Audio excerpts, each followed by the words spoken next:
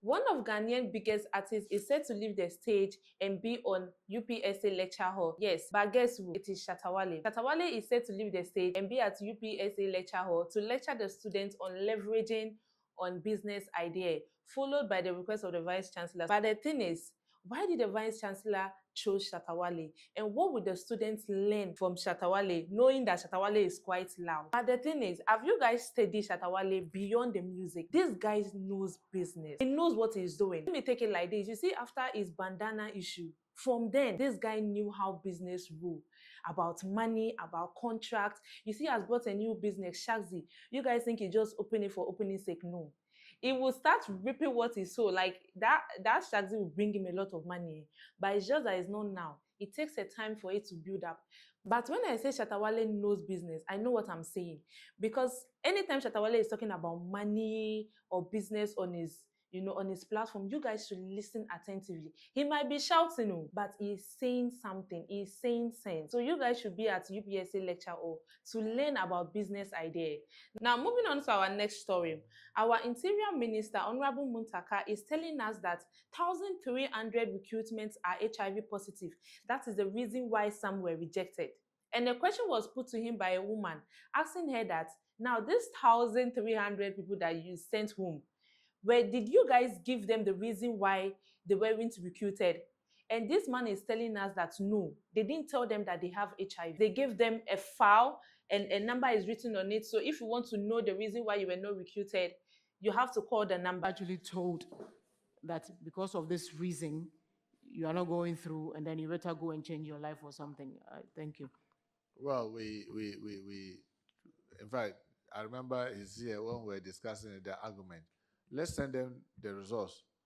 And then I remember, the recent recruitment, we had, I think, about 1,300 or so that were on HIV. And then they said, can you imagine sending somebody a results, they're telling the person that you have HIV? That's not the procedure. The person has to go through some orientation. So one of the things that we did was simply to say that when you get disqualified, you are given a contact to reach out if you are interested in knowing the details. Then when you call, then they assist you to let you know. Because interestingly, some of the things that we realize are treatable.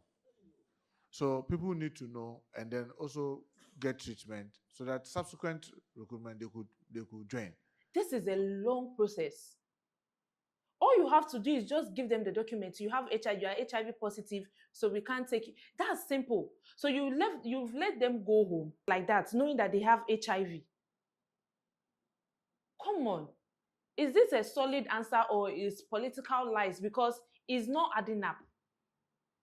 You sent them home knowing that they are HIV positive without telling them. Because obviously, if they go home, most of them won't go and test again.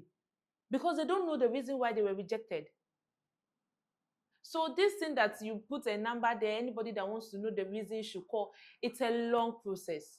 It's a long process. They should have just done it short. So please, something should be done about this. Knowing that my friends may be part safe, that they have HIV, but we don't know.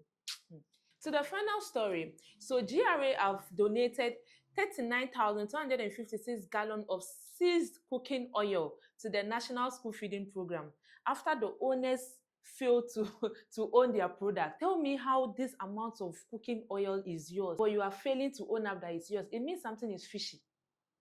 And I hope GRA tested that oil before sending it to the school program because it is fishy.